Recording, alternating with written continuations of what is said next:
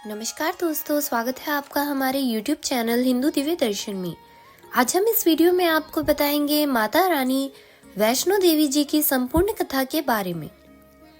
त्रेता युग में जब पृथ्वी को रावण, खरदूषण, त्रिशिरा, ताड़का आदि राक्षसों ने अपने अत्याचारों से धर्मात्मा साधु सज्जनों का भी जीना दुर्लभ कर दिया था तथा सर्वत्र आसुरी प्रवृत्तियों का बोलबाला था, उस समय भगवती महाकाली, महालक्ष्मी और महासरस्वती महाशक्तियों ने एक स्थान पर एकत्र होकर पृथ्वी पर धर्म की रक्षा के लिए अपने सम्मिलित तेज से एक दिव्य शक्ति को जन्म देने का निश्चय किया।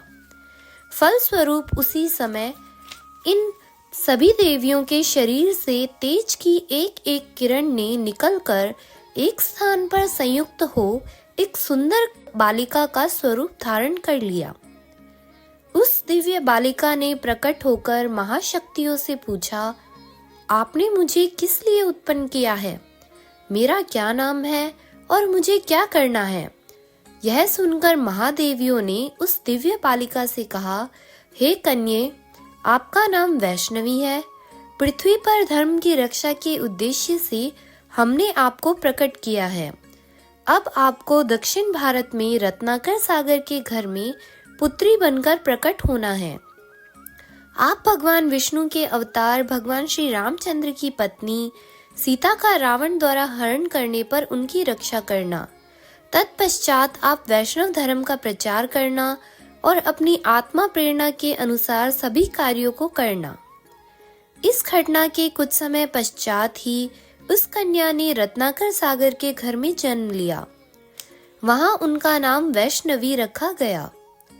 वैष्णवी ने अल्पायु में ही अपने रूप, गुण तथा अलौकिक शक्तियों से सब लोगों को चमत्कृत करना आरंभ कर दिया। कुछ ही दिनों में उस दिव्य कन्या की प्रसिद्धि दूर दूर तक फैल गई तथा सहस्त्र व्यक्ति रत्नाकर सागर के यहाँ उस कन्या के दर्शन के लिए आने जाने लगे। कुछ समय बाद वह दिव्य कन्या अपने पिता से आज्ञा प्राप्त कर समुद्र तट के एक निर्जन प्रांत में कुटी बनाकर तपस्या करने लगी। वहां हर समय श्री रामचंद्र जी का ध्यान स्मरण करना ही उनका मुख्य कार्य था। उनकी तपस्या को देखकर सूर्य नारायण ने उन्हें एक दिव्य कमंडल भेंट किया। तब भगवान विष्णु ने रामचंद्र जी के रूप में अयोध्या में अवतार लिया और वे अपने पिता दशरथ की आज्ञा से वनवासी हुए। उस समय वह कन्या वैष्णवी तट पर अपनी कुटिया में समाधि लगाए हुए श्री रामचंद्र जी के आगमन की प्रतीक्षा कर रही थी। रावण के द्वारा माता सीता का हरण कर लिया जाने पर श्री रामचंद्र जी वानर भालुओं की सेना को साथ लिए हुए जब लंका जाने के लिए समुद्र तट पर पहुंचे तो वहां उन्होंने उस समाधिमान कन्या को भी देखा। श्री रामचंद्र जी उनकी कुटिया में गए। रामचंद्र जी के पहुंचने से वैष्णवी की समाधि भंग हो गई। रामचंद्र जी को अपने सामने देखकर उन्हें अत्यंत प्रसन्नता हुई और विधिवत स्वागत सत्कार करने के उपरांत उन्होंने रामचंद्र जी की स्तुति और प्रार्थना की। जब रामचंद्र जी ने उन कन्या से तपस्या करने का कारण पूछा तथा परिचय पूछा तो उन्होंने उत्तर दिया, हे प्रभु, मैं रत्नाकर सागर की पुत्री वैष्णवी हूँ। मैंने आपको पति रूप में प्राप्त करने का संकल्प किया है। इसी के लिए मैं इतने दिनों से तपस्या कर रही थी। अब कृपा करके मुझे अपनी पत्नी के रूप में स्वीकार करें। यह सुनकर श्री रामचंद्र जी ने कहा, हे सुंदरी, आपने इस अवतार में मैंने एक पत्नी व्रत होने का संकल्प किया है, फिर भी तुम्हारी तपस्या का फल तुम्हें प्राप्त होगा। अतः मैं यह शर्त रखना चाहता हूँ कि रावण का वध करने के उपरांत मैं किसी दिन तुम्हारी इस कुटिया पर वेश बदल कर आऊंगा। उस समय यदि तुम मुझे पहचान लोगी तो मैं तुम्हें अपनी पत्नी के रूप में ग्रहण कर लूंगा, अन्यथा जो देव इच्छा। इतना कहकर श्री रामचंद्र जी वहां से चले गए। वैष्णवी पूर्व व्रत समाधिस्थ हो गई। रावण का वध करने के पश्चात जब श्री रामचंद्र जी अयोध्या लौट आए, तब एक रात स्वप्न में उन्होंने उस समुद्र तटवासिनी कन्या को देखा। उस स्वप्न के कारण श्री रामचंद्र जी को अपने दिए हुए वचन की याद आई। फलतः एक दिन वे अपने भाई लक्ष्मण के साथ वृद्ध साधु का वेश बनाकर वैष्णवी की कुटिया में पहुंचे। उस रूप में वैष्णवी उन्हें पहचान न पाई। तब श्री रामचंद्र जी ने स्वयं ही अपना परिचय देते हुए कहा, हे देवी, देव को यह स्वीकार नहीं है कि वह मेरे संकल्प की पूर्ति न होने दे। इस अवतार में मैं एक पत्नी व्रती ही रहना चाहता था, इस कारण तुम मुझे इस बदले हुए वेश में नहीं पहचान सकी। इसमें तुम्हारा कोई दोष नहीं है, विधि का विधान ही ऐसा था। जब रामचंद्र जी के मुख से इन शब्दों को सुनकर वैष्णवी दुखी होने लगी तथा पश्चाताप प्रकट करने लगी, तब श्री रामचंद्र जी ने आश्वासन देते हुए यह कहा, हे कल्याणी, तुम मन में दुखी मत हो। कलयुग में जब मेरा कल्कि अवतार होगा, तब मैं तुम्हें अपनी शक्ति के रूप में ग्रहण करूंगा। उस समय तक के लिए तुम उत्तर भारत में मणिक पर्वत के 3 शिखरों वाले त्रिकुट पर्वत की उस सुरम्य गुफा में, जिसमें 3 महाशक्तियों का निवास है और शीतल जल सदैव प्रवाहित होता रहता है, जाकर तपस्या करो। वहां मेरे सेवक हनुमान, जामवंत, नल नील आदि तुम्हारे प्रहरी रहेंगे। उस स्थान पर सब लोग तुम्हारे दर्शनों को पहुंचा करेंगे और संपूर्ण भारत में तुम्हारी महिमा फैलेगी। तुम उस क्षेत्र में रहकर वैष्णव धर्म का प्रचार करना। सूर्य नारायण ने तुम्हें जो दिव्य कमंडल दिया है, उससे तुम्हें सब प्रकार का भोजन तथा कंदमूल फल आदि की प्राप्ति होती रहेगी। यह कहकर श्री रामचंद्र जी अयोध्या चले गए। तब वैष्णवी भी त्रिकुट पर्वत पर आकर निवास करने लगी। माता वैष्णवी ने उस क्षेत्र में देवी संपत्ति तथा वैष्णव धर्म का प्रचार करना आरंभ कर दिया। कलयुग आने पर उस क्षेत्र में भैरवनाथ नामक एक दुष्ट था, जो गोरखनाथ के शिष्य थे। उनके आतंक सतलुज से लेकर झेलम नदी तक फैला हुआ था। वह आसुरी भावों से संपन्न तथा वैष्णव धर्म के विरोधी थे। वैष्णव धर्म के अनुयायी पर यह भांति भांति के अत्याचार किया करते थे। इसके कारण उस क्षेत्र के निवासी भगवत भक्तों में हाहाकार मच गया।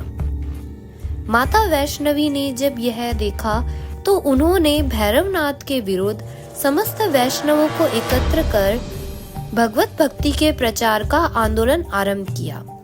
भगवती के चमत्कारों को देखकर सहस्त्रों व्यक्ति उनके अनुयायी बन गए। भगवती की प्रसिद्धि और चमत्कारों की चर्चा भैरवनाथ के कानों में भी पहुंची। तब उसने भगवती की परीक्षा लेने का निश्चय किया। उस क्षेत्र में माता वैष्णवी के सबसे बड़े भक्त पंडित श्रीधर भी निवास किया करते थे। वह गरीब थे और निसंतान थे। एक दिन स्वप्न में कन्या रूप में माता वैष्णवी की प्रेरणा और आश्वासन से श्रीधर ने एक विशाल भंडारे का आयोजन किया। भंडारे के लिए शुभ तिथि निकाली और श्रीधर ने आसपास के गांवों में रहने वाले सभी लोगों को भंडारे में आमंत्रित किया। उस भंडारे में सहस्त्रों व्यक्ति सम्मिलित हुए। देवी ने अपने कमंडल में से भांति भांति के भोज्य पदार्थ निकाल कर सबको भोजन कराया। भैरवनाथ भी उस भंडारे में गुप्त रूप से सम्मिलित हुए थे। भोजन परोसते हुए जब वह कन्या भैरवनाथ के पास गई, तब उसने कहा, मैं तो खीर पूड़ी की जगह मांस खाऊंगा और मदिरा पान करूंगा। माता वैष्णवी ने उन्हें समझाया कि यह ब्राह्मण का घर है, यहाँ मांस मदिरा नहीं मिलेगा। माँ उसके कपट को समझ गई और माँ त्रिकुट पर्वत की ओर चली गई। भैरवनाथ भी उनके पीछे भागे। माना जाता है कि तभी माँ की रक्षा के लिए वहाँ पवन पुत्र हनुमान पहुँच गए। हनुमान जी को प्यास लगने पर माता ने उनके आग्रह पर धनुष से पहाड़ पर बाण चलाकर एक जलधारा निकाली और उस जल में अपने केश धोए। फिर वहीं एक गुफा में प्रवेश कर माता ने 9 माह की तपस्या की और हनुमान जी ने पहरा दिया।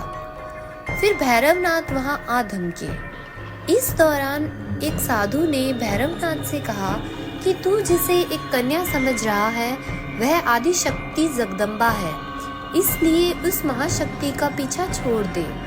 भैरवनाथ ने साधु की बात नहीं मानी। तब माता गुफा की दूसरी ओर से मार्ग बनाकर बाहर निकल गई। यह गुफा आज भी अर्धकुमारी या आदि कुमारी या गर्भचूर्ण गुफा के नाम से प्रसिद्ध है। अर्धकुमारी के पहले माता की चरण पादुका भी है। यह वह स्थान है जहां माता ने भागते भागते मुड़कर भैरवनाथ को देखा था। अंत में गुफा से बाहर निकलकर कन्या ने देवी का रूप धारण किया और भैरवनाथ को वापस जाने को कहकर फिर से गुफा में चली गई। लेकिन भैरवनाथ नहीं माने और गुफा में प्रवेश करने लगे। यह देखकर माता की गुफा पर पहरा दे रहे हनुमान जी ने उसे युद्ध के लिए ललकारा और दोनों का युद्ध हुआ। युद्ध का कोई अंत ना देखकर माता वैष्णवी ने महाकाली का रूप लेकर भैरवनाथ का वध कर दिया। माता भगवती ने अपने चक्र द्वारा उसका सर काट डाला। चक्र से कटा हुआ भैरवबली का मस्तक उस स्थान से लगभग 2 मील की दूरी पर जा गिरा तथा धड़ वहीं गुफा के दरवाजे पर गिरा रहा। इसके बाद देवी भैरव के कटे हुए मस्तक के पास जा पहुंची और बोली, अरे दुष्ट, इतने दिनों तक मैं तुझे खेल खिलाती रही थी, परंतु तू अपनी दुष्टता से बाज न आया। अब इस स्थिति को प्राप्त होने के बाद तेरी क्या इच्छा रह गई है उसे भी कह दे। भगवती द्वारा इस प्रकार कहे जाने पर भैरवनाथ के मस्तक ने अपने पश्चाताप प्रकट करते हुए कहा, हे देवी, मैं मूढ़ माया के वशीभूत होकर आपकी महिमा को नहीं जान पाया, जिसका फल मुझे प्राप्त हो चुका है। अब मेरी यह प्रार्थना है कि आप कृपा करके मेरे अपराधों को क्षमा कर दे। हे माता, पुत्र कुपुत्र हो सकता है, परंतु माता कभी कुमाता नहीं होती। आप मुझे अपनी शरणागत जानकर सद्गति प्रदान करे तथा ऐसा आशीर्वाद दे जिससे मुझ पापी को भी संसार में कोई यश प्राप्त हो।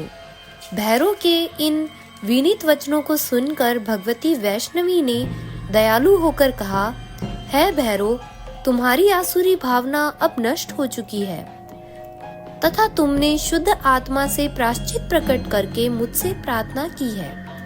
मैं तुम्हें यह वर देती हूँ कि भविष्य में मेरी पूजा के लिए जो लोग इस स्थान पर मेरे दर्शनों के लिए आएंगे वे तुम्हारी भी दर्शन करेंगे। इससे उनकी यात्रा सफल होगी। जो लोग तुम्हारे दर्शन नहीं करेंगे उनकी यात्रा सफल नहीं होगी। इतना कहकर भगवती पुनः अपनी पवित्र गुफा में जा विराजी और भगवान राम के ध्यान में समाधिस्थ हो गई। भैरव का कटा हुआ मस्तक भी उसी स्थान पर पत्थर बन गया। भैरव का जो धड़ माता की गुफा के दरवाजे पर गिरा था वह भी पत्थर का हो गया।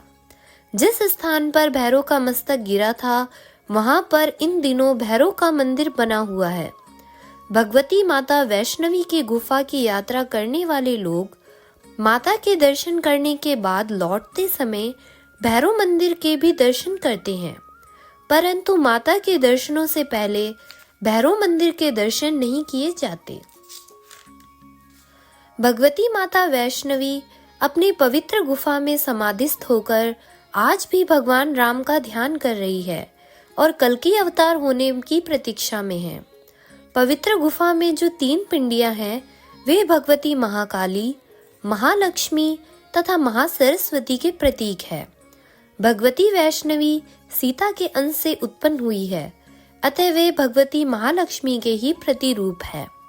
गुफा में स्थित पिंडियों के बीच वाली पिंडी भगवती महालक्ष्मी की है। उसी को भगवती वैष्णवी कहा जाता है और भक्तजनों को वैष्णो माता के नाम से उसी पिंडी के दर्शन कराए जाते हैं। वैष्णो शब्द वैष्णो देवी का ही अपभ्रंश नाम है। क्षेत्रीय भाषा के अनुसार भगवती माता वैष्णवी ही वैष्णो देवी के नाम से प्रसिद्ध है। जो श्रद्धालु भक्त वैष्णो देवी दर्शन करने आते हैं, भगवती अपनी कृपा से उनके समस्त मनोकामनाओं को पूर्ण कर देती है। कलयुग के अंत में भगवान विष्णु जब कल्कि का अवतार लेंगे, उस समय भगवती माता वैष्णो देवी उनकी मुख्य शक्ति होगी। उस समय ये दुष्टों का संहार करके संसार में धर्म की स्थापना तथा अधर्म का विनाश करेगी। माता वैष्णो देवी का संसार में ऊंचा नाम है और माता वैष्णो देवी आज भी जागृत रूप में अपने सभी भक्तों की मनोकामनाएं पूर्ण करती है। तो सभी भक्तों ऊंचे स्वर में बोलो, माता भगवती वैष्णो देवी की जय। माता के जागृत तीनों शक्ति पिंडों की जय। तो दोस्तों, आपको हमारा ये वीडियो कैसा लगा हमें कमेंट करके जरूर बताएं और हमारा ये चैनल सब्सक्राइब करना न भूलें। हमारा ये वीडियो आपको कैसा लगा हमें लाइक, कमेंट एंड शेयर करके जरूर बताएं। धन्यवाद।